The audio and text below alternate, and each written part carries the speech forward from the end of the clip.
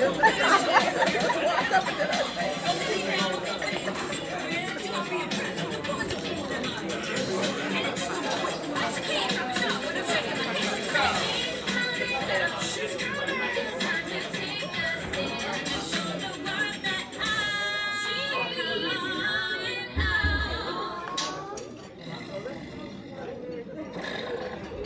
Shontel Brown, give it up. Running for Congress. Yes.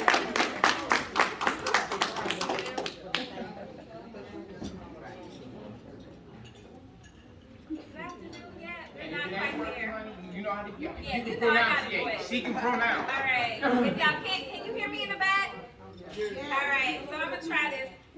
We're still in the morning. We've got 5 minutes left, I think. So good morning. Good morning. Good morning.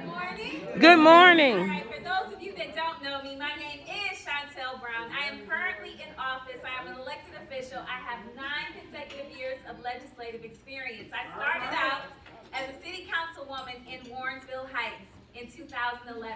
And I always like to share with folks how I got in this political world, because it can be a little crazy sometimes. So I found myself at my very first city council meeting in 2011 because I wanted to know how I would help my neighbors. They were all seniors and retirees. At the time, I was the youngest homeowner on my street. And I thought, where would we go in the event of an emergency? So public safety kind of led me to my first city council meeting. Now, I lived up the street from an elementary school and around the corner from our senior and civic center. So I thought, maybe that's where we should go. I'm glad I went to the city council meeting because it was neither of those places. So I learned the proper place was with an emergency volunteer group that provides evacuation routes. But something said, keep going to your meetings and find out what is happening in your neighborhood. And I'm glad I did. Things were good in Warrensville, but they could be better. So rather than complain, there's an expression I believe in, which is be the change you want to see. Amen, somebody? Amen. So I decided to run, right? And so now I'm running, but I keep going to the meetings, and I'm grateful that I do, because as I'm introducing myself to my neighbors, they are quick to point out other issues that they thought needed to be addressed. So the administration said, if you need some help out there, let us know. And I'm glad they offered that help, because I did. Tree branches needed to be trimmed, sewers needed to be cleaned, potholes needed to be filled. Does anybody know what I'm talking about? Yes. So I taught those things, and I started getting them done, and I wasn't even in office yet, so I'm feeling pretty good. So now fast forward, election day comes, the polls close, and I was down by 6 votes. 6 votes, right? So down but not out, disappointed but not devastated, because I was getting things done. But little did I know, there were 23 provisional ballots in my race. And 11 days later, I learned that I won that race by 7 votes. All right. Amen. So those 7 votes have been very significant for me, because I have not been shy about my faith. As a child of faith, 7 represents perfection, completion, and God. So I always say I am on this public service journey by His divine intervention, grace, mercy, and favor. So I am abundantly clear that I am doing this work for the people. It's never, ever been about me. Never, ever been about me.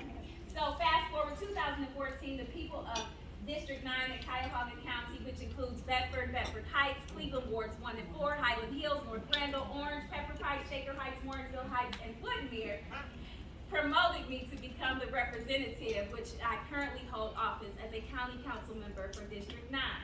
Now, in that role, I have a wide range of legislative accomplishments, from public safety to economic development, equity and inclusion, and most notably, I like to point out that I led the initiative to declare racism as a public health crisis in Cuyahoga County. And this was not just a symbolic gesture of words on paper. It was legislation that includes benchmarks and statistical data, so that long after I'm gone, and so are my colleagues, we can continue this work to make sure that we're making a difference in the lives of the people who have been devastated by decades of systemic and institutional racism. Thank you. And I'm proud to say I was able to do this work during some of the most polarizing, volatile and challenging times in our history with Republican and Democrat support. So I can work with people on both sides of the aisles, ladies and gentlemen. So that is going to be important as I run for Congress. I hear someone saying, why Congress, why now, Shontel? Well, thank you. I'm so glad you asked.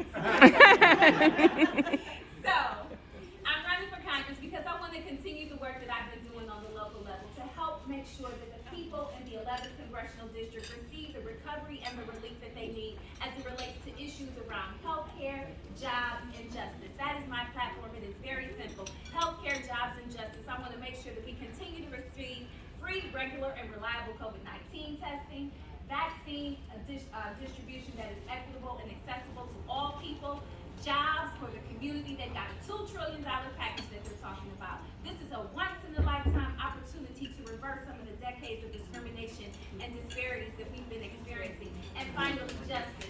Criminal justice, environmental justice, racial justice, and social justice. I am all about it. So when it comes to this 11th congressional seat, we need someone who has the courage of a Louis Stokes, who is able to speak truth to power and demand that we have elected representation in our government. We need someone with the personality and the infectious smile of a Stephanie Tubbs Jones that could get her into any room from the hills to the heights, the streets to the suites, to make sure that we were not just at the table, but we weren't on the menu. And finally, we need someone with the commitment and the character of our now Secretary Marsha Fudge, who was always dedicated to making sure she wasn't chasing headlines, but making headway for people, and I am that. Please remember me, Shontel Brown, Shontel Brown, Shontel Brown. I say it 3 times. Say it with it one more time. Shontel Brown.